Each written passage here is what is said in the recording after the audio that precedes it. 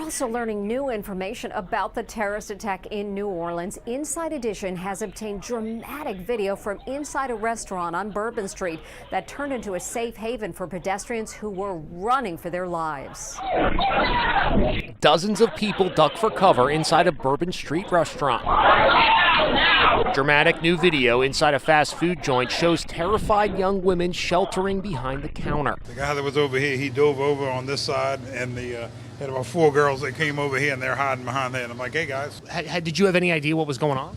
I knew it wasn't good, whatever it was. Disturbing questions are being raised today about why there were no street barriers in place that would have prevented the pickup truck from entering Bourbon Street when it was packed with New Year's Eve revelers. Look, this steel wedge barrier was operating on Bourbon Street last night. No vehicle could have driven around that. But the barrier was down on New Year's Eve when the terrorists sped through. This was put here the day before this had happened, and they didn't activate it. If that would have been working, it wouldn't have happened.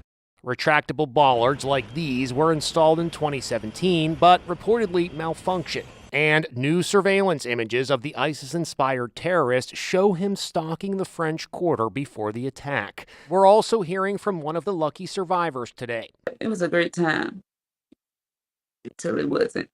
23-year-old mother Alicia Scott Wyndham was celebrating on Bourbon Street when the terrorists came barreling through the crowd. We hear a loud noise, it goes boom, boom, boom. And then we looked to our left, and all I saw was a truck coming towards me with no lights on. It was just running people over like they were nothing. She says she was hit not only by his truck, but also caught by a stray bullet in her right foot. I was like, Lord, just let me make it home. I'm just glad to be alive. It's just devastating. Meanwhile, the parents of one of his 14 slain victims are speaking out. 25-year-old Matthew Tenedorio worked at the Superdome alongside his dad. I went with them as they retrieved his car from the French Quarter. His laundry and his skateboard. Oh, man. I know, poor guy.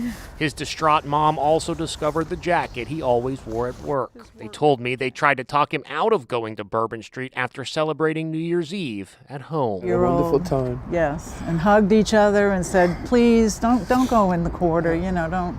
You tried to talk him out of it? Yes, of course, of course. Just because? I'm his mother, I want him to be safe. What do you want people to know about your son? I want him to know that he was so full of life and he was loved. Yes, well loved. Mom says she's getting through this tragedy by the outpouring of love from across America.